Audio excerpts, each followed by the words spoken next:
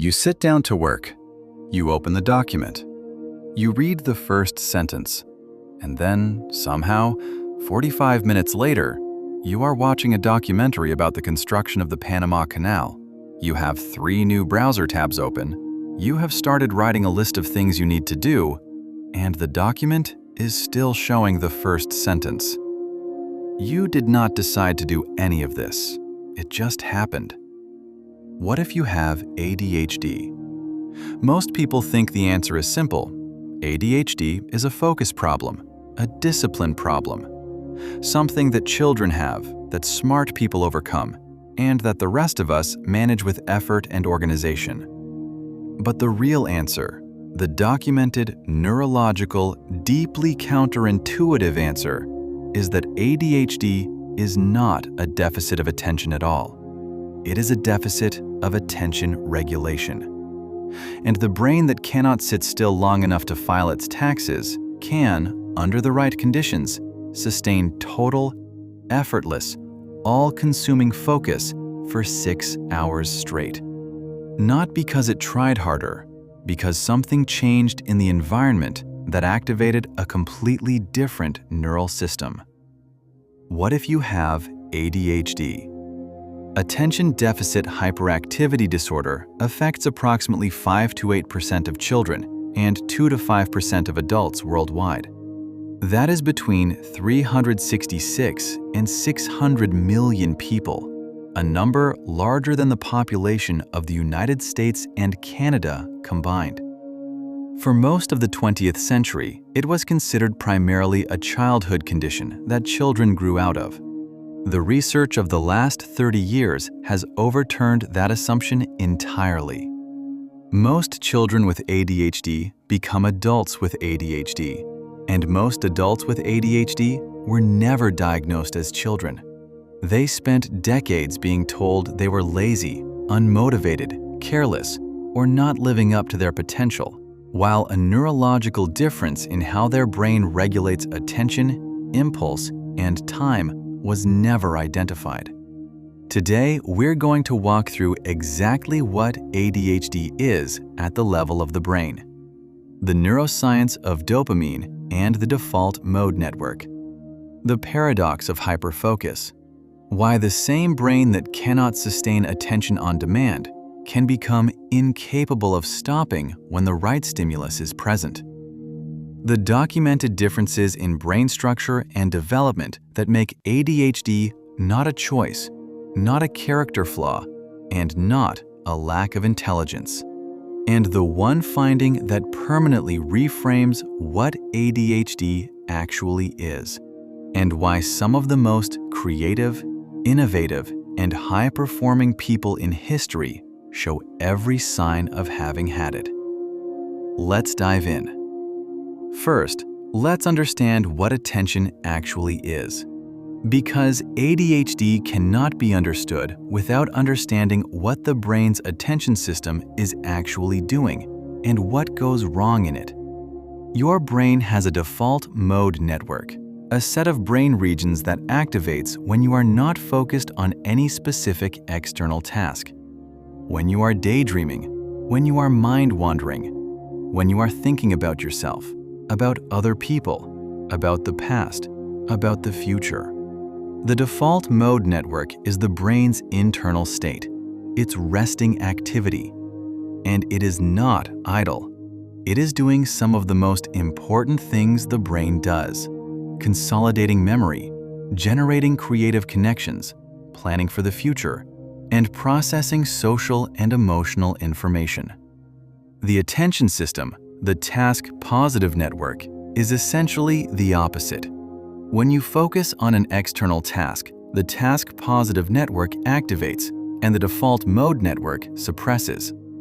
In a neurotypical brain, these two systems toggle cleanly. One on, one off. External focus suppresses internal wandering. The brain switches between them efficiently depending on what the situation demands. In the ADHD brain, this toggle is broken. The default mode network fails to suppress when it should. The task-positive network fails to sustain activation when external demands require it. The result is a brain that is constantly fighting a war between internal and external attention, one that it did not choose and cannot stop through willpower alone. This is why someone with ADHD is not failing to pay attention. They are paying attention to everything simultaneously, involuntarily, without the ability to filter what is relevant and what is not. Understanding this is critical because the entire cultural narrative of ADHD as a discipline problem is not just wrong, it is the precise opposite of what the neuroscience shows. Discipline is a willpower-based solution to an attention problem. But the ADHD attention problem is not a willpower problem. It is a neurological regulation problem.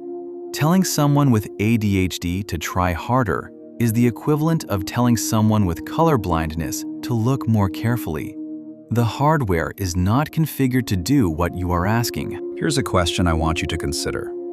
If ADHD is a failure of attention regulation rather than a failure of attention capacity, and if the same brain can sustain extraordinary focus when the right conditions are present, what does that tell us about how we design schools, workplaces, and systems of evaluation?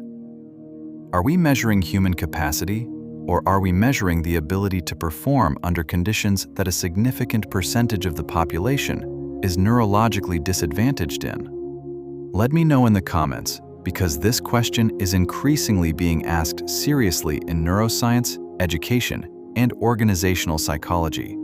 And if this kind of science that reframes what you thought you knew about your own mind is why you're here, subscribe. We go this deep every single week. Now the neuroscience, because this is where the theory becomes concrete and where the answer to why ADHD feels the way it does becomes clear. The primary neurochemical difference in the ADHD brain is dopamine. Not a deficiency of dopamine in the way that depression involves serotonin dysregulation, but a difference in how dopamine functions in the circuits that regulate motivation, reward anticipation, and sustained effort. In neurotypical brains, dopamine creates the motivational signal that connects effort to anticipated reward. The thought, "If I finish this report, I will feel the satisfaction of completion," produces a dopamine signal strong enough to sustain the effortful behavior required to get there. The future reward has motivational weight in the present. In the ADHD brain, this signal is weaker. The connection between future reward and present motivation is attenuated. The thought, "If I finish this report, I will feel the satisfaction of completion," simply does not produce the same motivational signal. This is not laziness.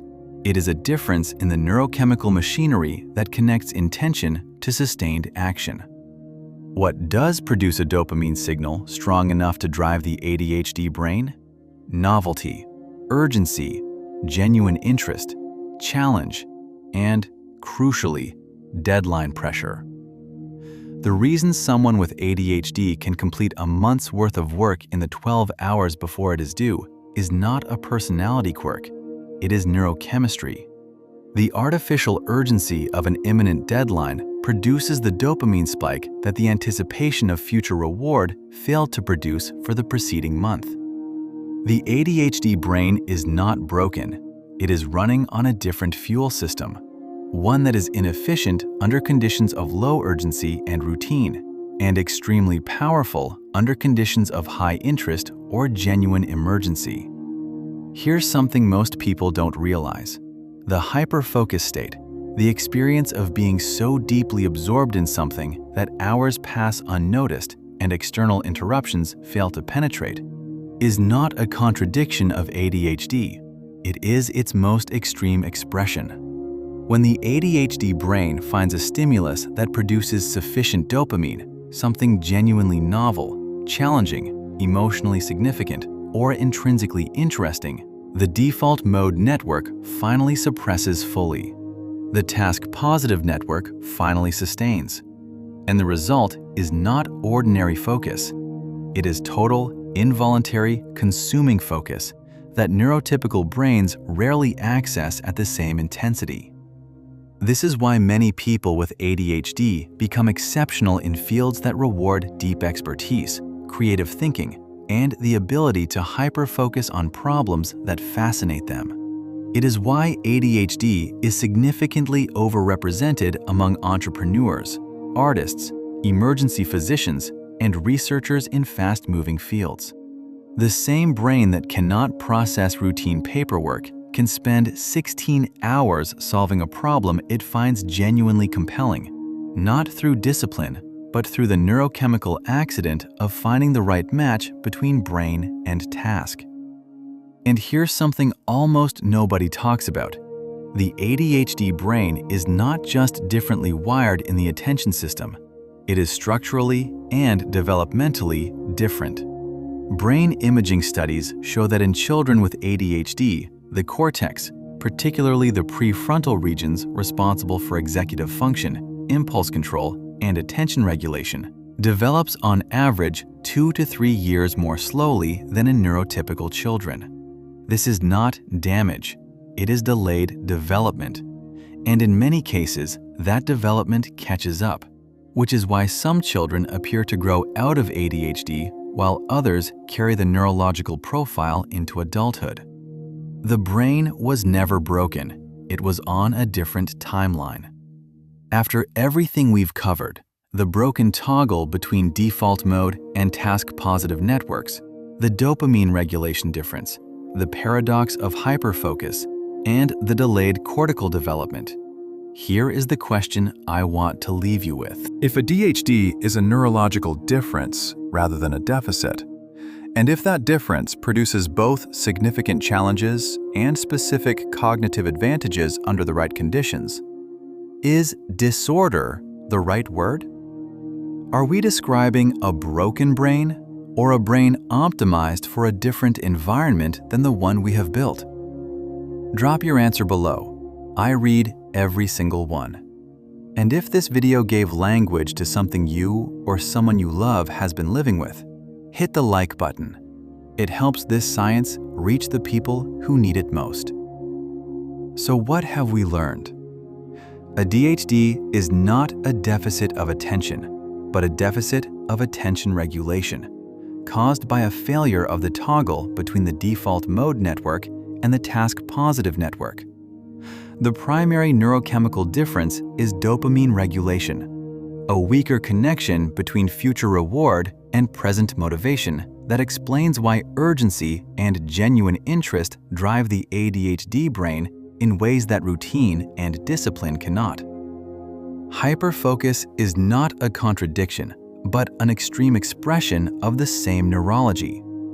And the ADHD brain develops more slowly, not differently forever, but on a different timeline that the education systems most people with ADHD pass through are not designed for.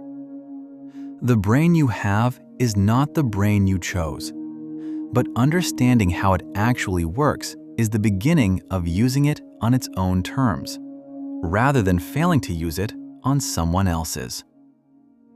Next week on this channel, what if China invades Taiwan? Not the political version, the military, economic, and logistical reality of what would happen in the first 72 hours, and what it would mean for the global economy, the semiconductor supply chain, and the lives of the 23 million people living in the middle of it.